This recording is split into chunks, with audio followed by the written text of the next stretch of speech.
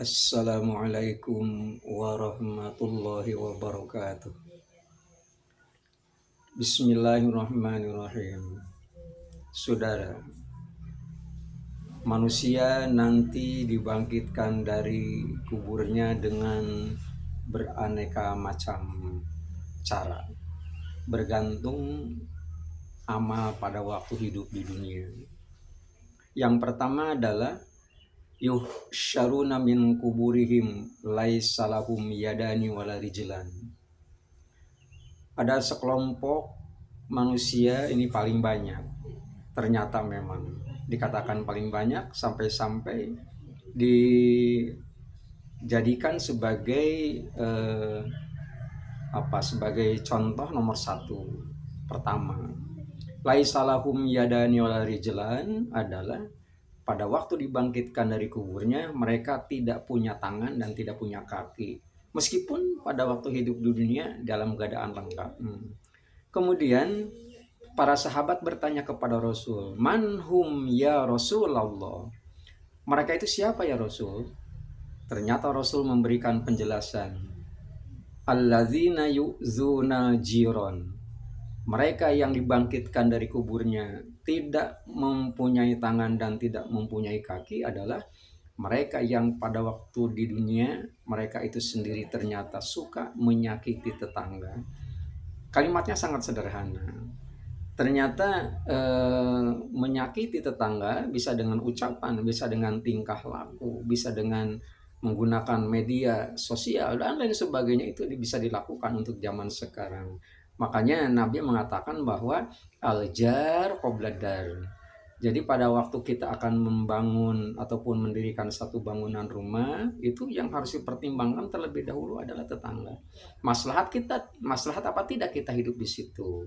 Nah, untuk itu sangat diperlukan bagi kita bagaimana caranya kita hidup bertetangga dengan baik, karena memang dampaknya sampai di akhirat nanti akan demikian.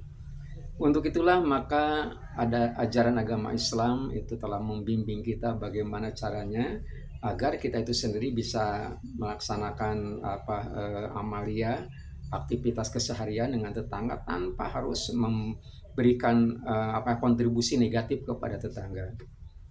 Salah satu sabda Rasulullah Shallallahu Alaihi Wasallam yang sangat terkenal, "Man kana yu'minu billahi wal yaumil akhir fal yakul khairon." Itu yang ujung-ujungnya belakangan. Tetapi ada juga man kana yu'minu billahi wal yaumil akhir fal yukrim jarohu. Jadi apabila kita merasa sebagai orang yang beriman kepada Allah Subhanahu wa taala, beriman kepada hari akhir, fal yukrim jarohu, maka muliakanlah tetangga. Dengan demikian tetangga mempunyai kedudukan penting bagi kita.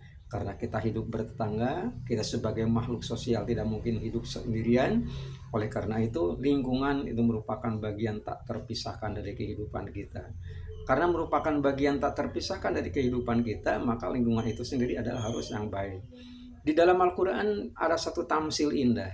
Yang pertama, ada dua makhluk ciptaan Allah Subhanahu wa taala yang mempunyai karakter berbeda.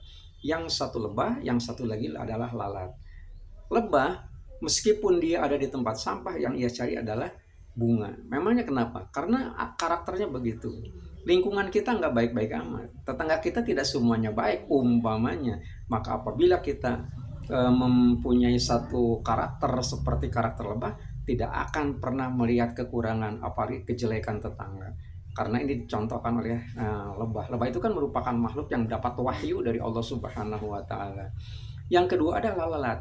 Yang namanya lalat meskipun ada di taman bunga, yang ia cari adalah kotoran. Gitu ya. Makanya dalam hidup kita meskipun di tengah-tengah masyarakat adalah orang-orang yang baik, taat agama, cinta agama, taat negara, peduli sosial sampai soheh ritual, itu apabila ternyata hatinya mengadopsi daripada karakter lalat, meskipun semuanya baik tetangga kita, tapi yang terlihat adalah tidak pernah melihat kebaikan. Yang dilihat adalah kejelekan, kekurangan, semacam demikian. Nah, ini yang perlu diluruskan oleh kita dalam rangka bagaimana kita membuat satu lingkungan yang baik. Ternyata memang diatur di dalam agama. Jadi kita tinggal mengaplikasikannya. Demikian, mudah-mudahan bermanfaat. Wassalamualaikum warahmatullahi wabarakatuh.